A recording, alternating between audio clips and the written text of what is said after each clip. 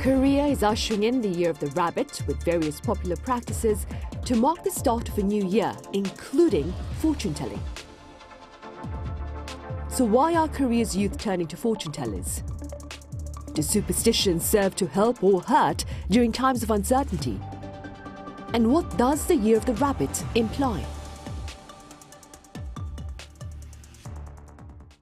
Welcome to Issues and Insiders. Today we cover popular New Year's practices here in the country and beyond. For more on this, I have Andres Sanchez Braun here in the studio. Andres, welcome and Happy New Year. Happy New Year to you too. Thanks for having us here.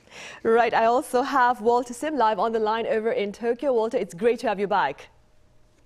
Thanks very much, Sunny. Right, Andres, let's start here in the studio then. Let's begin with a few details, that is, on 5 of the most popular activities to usher in the new year here in South Korea. Well, as you said, yeah, we can easily pinpoint 5 things that Koreans tend to do to welcome the new year. One of them being, for example, attending the famous bell ringing or bell tolling ceremonies. The most famous one being the one held at the Boshingak Pavilion in Chongno-gu in central Seoul. Of course, it was traditionally this bell was rang 33 times in the old days to announce the opening and closure of the city's main gates. But after the Korean War, it became a tradition, you know, to do this at midnight and welcome the new year by tolling the bell 33 times. And of course, Seoul is not the only place where we can, you know, attend such a ceremony. There's other places, like there's a Chonggak Pavilion as well in Yeongdusan Park in Busan, where the Busan Tower is located. Then there's, for example, the Peace Bell at Imjingak in Paju, and right in front of the border with North Korea. Then another thing that Koreans love to do to usher the new year, as you said, is witnessing the year's first sunrise. And Korea being such a mountainous mountain country full of mountains, you know, there's many vantage points from where to witness the first sunrise. I can think of, you know, all these beautiful national parks, Jirisang, etc., Soraksan, especially Soraksan, which is right located to the east. But then again, as cold as it gets in these months, it can be a bit of an extreme or maybe even dangerous thing to climb these mountain ranges. So people tend to actually opt for coastal areas. And of course, it's the eastern coast locations that are most popular in this case, the ones in Gangwon-do and both Gyeongsang provinces. The other very traditional thing to do in New Year's, be it the Solal, the Lunar New Year, or during the Gregorian, we shall call it, New Year, is to eat tteokguk, the soup with tok, with rice cakes, right? These rice cakes are actually fashioned in very, like, we can call them very long ropes that symbolize longevity and good health, and then are cut into thin coin-shaped cakes, so that symbolizes wealth, and this is a must-have food for many Koreans during the new year. Then another activity that is highly popular in the new year in Korea is going to a bathhouse, because a lot of people love to start the year by literally, you know, scrubbing off the dead cells. And also bathhouses, a lot of people tend to go with their relatives during these New Year festivities. A bathhouse is, as you know, a social gathering kind of place. It's a place where people relax and end up chatting, and it's a great place to catch up with people you haven't been seeing for the rest of the year, that you only see maybe once or twice a year. And also it is a place to show some filial piety or respect for the elderly, because it's very popular to have your older relatives come with you to the bathhouse and helping them with the whole bathing and scrubbing. And I would say the final thing that a lot of Koreans like to do is visit a fortune teller, be it a more traditional kind of mudang or a shaman, we can call it, or the so-called psychics too. because a lot of Koreans just love to, get a bit of a tidbit of what might lie ahead for them in the coming year. Right, and staying with that, Walter, as Andres mentioned, seeking to have one's fortune told is a rather popular pastime here, especially to usher in the new year. That being said, what does this reality perhaps, especially since the popularity has grown among the young Koreans, what does that particular reality, Walter, tell us about the tasks or the challenges faced by the youth here, and how does that particular reality perhaps compare to that of their counterparts in Japan or over in Singapore? Right. I do wonder if the trend is tangible proof that Korea's youth are looking to fortune telling for more certainty in their future, especially since they face a lot of uncertainty in terms of their economic conditions, in terms of social expectations. And this reality really, I think, is comparable to the challenges that youth in Japan face as well. In Japan, wages have not been rising, even as inflation is now at its highest in 4 decades, and local business lobbies are hoping that companies can increase wages by 5% during the wage negotiations in spring.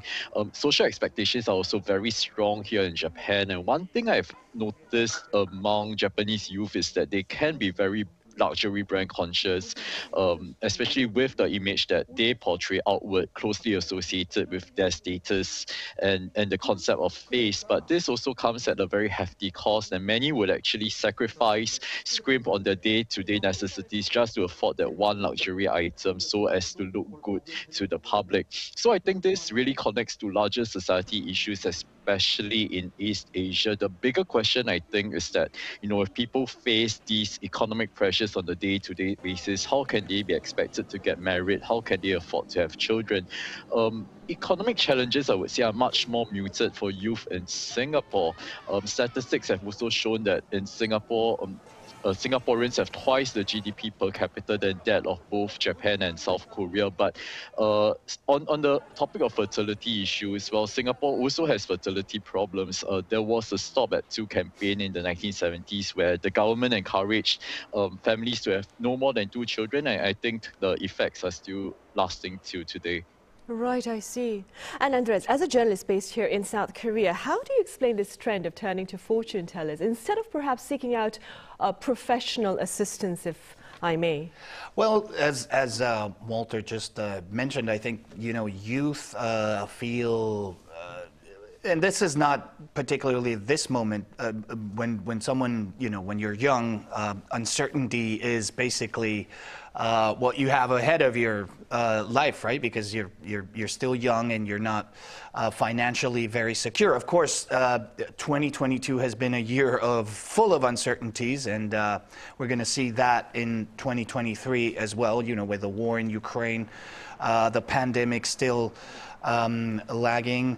But then again, fortune telling is, deeply ingrained in Korean culture, and it has been for many centuries, especially when it comes to the shamanistic kind of fortune telling we were talking about before. Then many young people these days, I believe, do it also for the fun of it. It's part of a fun thing. Sometimes people go with another friend, etc. And I think it's actually good if you find really, nice comfort in doing it. But then I wouldn't really think that it should substitute, never substitute proper, let's say, psychological therapy in that Especially case. if you need some soul searching then. Exactly. Right, I see. And Andres, briefly speaking then, do superstitions, do you think, help us or hurt us, especially during times of uncertainty? Well, as I said, if you're going through some uncertain times and you are going to find real good comfort doing this kind of thing, sure, go ahead. But then again, if you're facing a really important issue and that issue is conditioning somehow or putting your mental well-being at risk, I would suggest that you always opt for proper, psychological care. And I think that increasingly more Koreans are going to seek out that kind of therapies or treatments, because even though they're still taboo for many people here. But I think also the government is going to keep on pushing for this situation to be the norm in the future. going ahead. Right, I see. And Walter, stay with the same question. What are your thoughts regarding the implications of superstitions during tough times?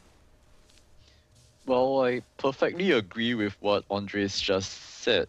Superstitions, well, not just superstitions, but really religion in general. This can be a force for strength, for good, if seen from a positive position. But too much of a reliance on superstition when professional advice or assistance would be even more helpful, this would easily backfire. But, well, on the topic of superstition, I do see how it can easily be a source of hope when all hope appears to be lost. I've spoken to survivors of, for instance, the 2011 Great East Japan earthquake and tsunami disaster who have turned to a superstition to praying at shrines, for instance, for strength. And visiting shrines and temples in Japan, it's very easy to pick up an omamori, which is basically a talisman, after one gives an offering at a shrine and a temple. And I think if this, helps to shift mindsets towards a more positive, a more forward-looking one, why not, really? Right. Walter, on a light note, I understand that the practice of fortune telling is also popular over in Japan, where you are professionally based, as well as in your home, Singapore. Do you care to elaborate? Yes, indeed. Fortune telling is extremely popular in Japan. Well, I spoke about how people would very easily visit shrines or temples to give offerings. And at these shrines and temples, people can get their fortunes told by getting what is called an omikuji here. So this can take various different forms. One may have to choose a number and then pick a paper from a drawer, or one may directly draw their lots from a basket. There are different kinds of outcomes. So if people draw a daikichi or a kichi fortune, then they can be in for an excellent year. But if you draw a bad lot, known as kyo or daikyo in Japan, or even a mediocre lot, the practice is to really tie the fortune to a pole at the temple so as to leave the curse behind. Over in Singapore, which is really a multicultural society, fortune telling there takes on very different forms. We see influences from, say, South India, where Indian fortune tellers would sometimes use tarot cards or even parrots. And the parrots, the birds, will pick out a card from the deck on behalf of the person seeking the fortune to be told. Right, I see. And moving forward, Andres, 2023, as I mentioned earlier, is the year of the Black Rabbit here under the Korean zodiac. And before we delve into its meaning, perhaps you could tell us a little bit about the Korean zodiac, better known as Ti here in the Korean language, of course, for the sake of our foreign viewers. Yes, well, Di, as you mentioned, is based on the ancient Chinese zodiac, which is based on lunar, or actually lunar solar calendar. And there's actually 12 D, or 12 animals, right? We all know the 12 animals: the ox, the rabbit, the pig, the horse, the dragon, the tiger. I could go on and on. These 12 animals, or 12 D, actually have their own characteristics. Every year is a different D. There's a cycle of 12. It's 12 sets of 12-year cycles, right? And if you're born, let's say, in the year of the ox, you will share a certain set of, or you're supposed to, share a certain set of characteristics with people that were born in that same year. Then these 12D are also combined with what is called the 10 heavenly stems, right? Which also rotate. And form cycles. So, for example, you were mentioning this is the year of the black rabbit or the water rabbit, right? Which means this year won't be repeated until 60 years, right? In time. So that's actually, the black rabbit won't be repeated until, well, my math is bad, but in 60 years' time. So that's actually why it's so important in Korea or in so many Eastern Asian countries when somebody turn 60, because it means you've completed that cycle, right? Right, that is true. And Walter, what can you share with us about the role of the rabbit in other Asian cultures as we welcome this year, of course, of this cute creature, if I may say so? Well, Japan also likewise follows the same 12 animal zodiac and the 5 element cycles as well. So in Japan, the combination of the rabbit as well as the water element would only come again in 60 years. But that said, Japan does not observe the lunar calendar, unlike in, say, Korea, China, or Singapore, which also means that Japan really rang in the year of the rabbit on January 1st. I believe that much of Asia sees the rabbit, the animal, as a symbol of fortune, of progress, of severness, given the rabbit's characteristic traits of optimism, of warmth, and of virtuosity. Astrologists here in Japan, according to some of the headlines I've seen, they are saying that the year of the rabbit would likely be one of contemplation and of flexibility, unlike that of the year of the tiger, which was dynamic on the plus side, but also brought a lot of inflexibility and restlessness on the downside. On the business front, expectations are very high of a good year for the economy. Media reports here are headlining stories by saying that economists expect the bounce in the economy, just like how a rabbit hops. Right, I see. Hopefully they are right. And Andres, staying with that, how do the qualities of the rabbit, so to speak, correspond perhaps to the tasks facing Korea this year? Well, as Walter pointed, now that the year of the tiger, which is considered to be a very dynamic sort of year, and we've seen that it was indeed a very turbulent year, comes the year of the rabbit, which symbolizes peace and prosperity. In particular, the black rabbit or water rabbit is supposed to bring a lot of rest and reflection, according to the astrological system. Which I think are actually perfect features if we think of what kind of challenges lie ahead for Korea. For example, well, we just mentioned the war in Ukraine, which is having really deep global implications. There's North Korea's increasing belligerence and very worrying advancements regarding their nuclear and missile programs. Or, for example, there's the recent unveiling of the Korean government's Indo-Pacific strategy, which will have implications in a region that is just, increasingly, we have to use the word turbulent again. Right. And Walter, at the start of this particular session, Andres mentioned Koreans heading to bathhouses to mark the start of the new year. And over in Japan, though, I hear that the cleaning goes far beyond that of the body. Could you tell us a bit more about that?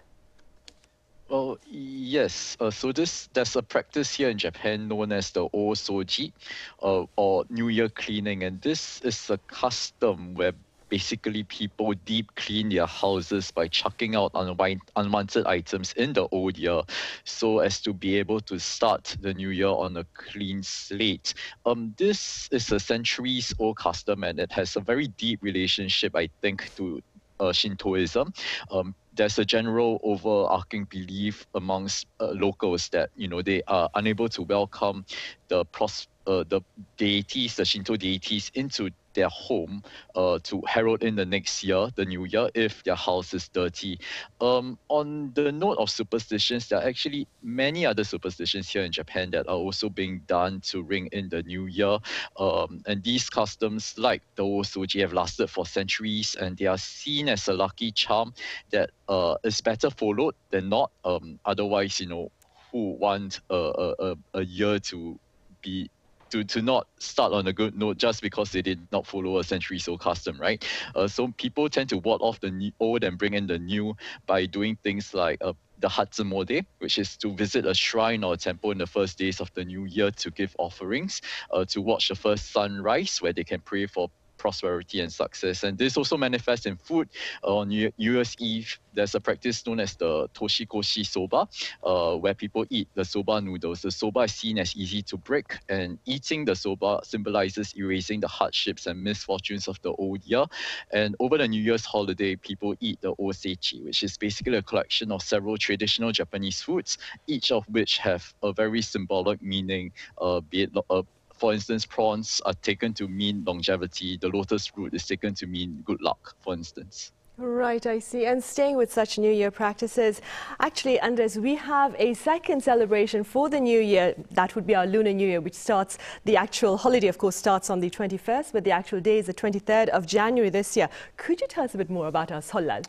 So that's it, Solal. That's, you know, the traditional Lunar New Year in Korea. It's been celebrated for centuries already. And, you know, it's actually, as you mentioned, it's actually a 3-day celebration. It is actually celebrated on the second new moon after the winter solstice. That is the winter solstice being normally December the 21st or December the 22nd, which is, you know, the shortest night of the year. So the second new moon, that means the Solal, the new lunar year, and there's a 3-day period being the central day, so the second day being the actual new year, the second new moon, but the celebrations go on for 3 days. And well, what do we do, right? And during those 3 days, there's ancestral rites, of course. You have to pay respects to your ancestors, but there's also traditional foods. We already mentioned tteokguk, right? And actually, as Walter was talking of toshikoshi soba is also very long, just as these ropes of tok that we were talking about, to symbolize longevity and good health. And then they're cut, as we mentioned, into coins to symbolize the prospect of wealth for the new year. There's other Solal traditional foods, right? There's japchae, for example. There's jeon. So, you know, families gather, they eat these foods, they do the ancestral rites. They also play sometimes Korean traditional folk games, right? And there's also the tradition of the sebe, right? Which is, you know, the long, deep bow to your elders. And then the elders are supposed to give the children, right, the sebetdon, it's called, right? Which is money, beautifully folded into a pretty silk traditional Korean bag. Right, and I'm looking forward to that, of course. Walter, we have like about 2 minutes left, which is why I'm going to ask you, do you have a New Year's resolution, Walter, for this year? Could you tell us a bit about that? And also, perhaps a bit more about some of the stories that you would like to cover this year. I mean, it's been such a very hectic year last year, if I may say so. It was a very hectic year last year, especially given the assassination of former Prime Minister Shinzo Abe, for instance. I think this year is going to be hectic as well. Japan is hosting a Group of 7 summit in Hiroshima in May. There are all sorts of associated ministerial meetings before and after that as well. So I think it's going to be quite a challenging year ahead. Besides that, well, I haven't really made a New Year resolution, but just an interesting story. I think my journey towards becoming a Japan correspondent began from a New Year's resolution to learn Japanese like 10 years ago. And so I think I do see the power of what New Year's resolution can do for people. And maybe it's time for me to start thinking of one. Right, I see. Better late than never, right? Right, of course, I have to agree. What about you, Andres? You're in Korea. What do you have a New Year's resolution? Perhaps learning Korean? Well, yeah, improving my Korean would be one. And also when it comes to covering stories, I'd probably like to cover, you know, the start of a new, maybe dialogue process between the two Koreas, although that seems rather unlikely now, especially North Korea is celebrating 2 important anniversaries this year, which are the 75th anniversary of the establishment of the army, and also the 75th anniversary of the establishment of the republic. And we all know that sometimes the North Korean government can, you know, up the stakes a little bit on these anniversaries. But let's just hope that diplomacy rises again, and we can see we can throw some good news. Right, on that hopefully. regard. I'd like to cover that as well. All right, Andres, as always, thank you very much for your time and your thoughts today. And Walter, over in Tokyo, thank you so much for being with us today. Thank you very much.